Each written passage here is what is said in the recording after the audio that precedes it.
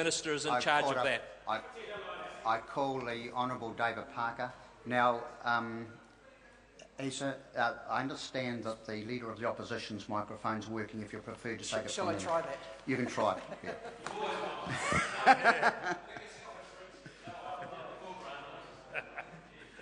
Leader of the Opposition for 5 minutes. Yeah.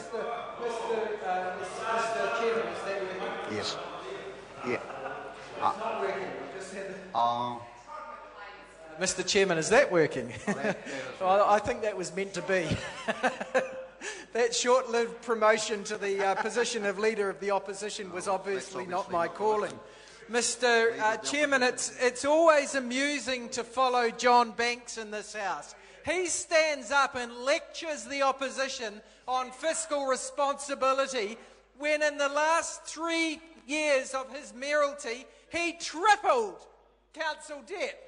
Tripled the Auckland council debt. That's even excluding the extra debt that was taken on for the so-called super city.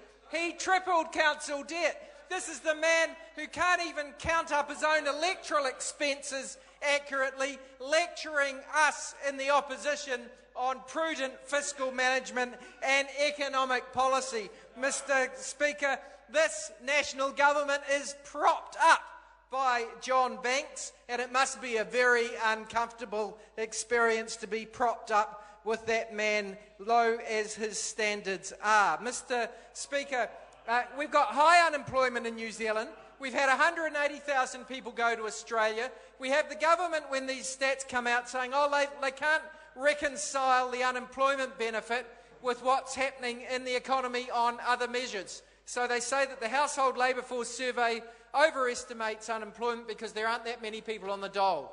Well, the reason for that is that most working people now need 2 incomes to survive. And when one of those people is made redundant, the second person is not entitled to the unemployment benefit. And that's one of the things that we've heard in the manufacturing inquiry that the National Party blocked through Select Committee, but which opposition parties have held anyway outside of the Select Committee process with full public submissions. We've heard time and again that people, when they lose their jobs in manufacturing, aren't entitled to the dole because they have one person who is still working in the relationship, so they're unemployed. If you want to look at the true measure of how much work there is in New Zealand, look at the total hours worked under the Household Labour Force survey. The total hours work is down. There is less work in New Zealand than there was last year. 4 years into this government, despite the fact that they're spending all these billions of dollars of reinsurance money that's coming in from overseas, the number of hours of work, paid work that's available in New Zealand has decreased. This government is mismanaging so many things, whether it was the Crown guarantee that cost hundreds of millions of dollars extra because the Minister of Finance didn't do any supervision of the Treasury and the Treasury didn't check whether there were increases in lending under those guarantees, or whether it's solid energy where they're so hands-off they ignore the problem until it had become of gigantic proportions. In fact, the reason that they did that was that it didn't suit their election agenda. They received reports prior to the election showing that Solid Energy was in trouble, but they pretended that it wasn't the case because they wanted to take to the election the promise to sell SOEs, including Solid Energy, and they didn't want to acknowledge that under their term in government it had become a dog. So they hid that until after the election.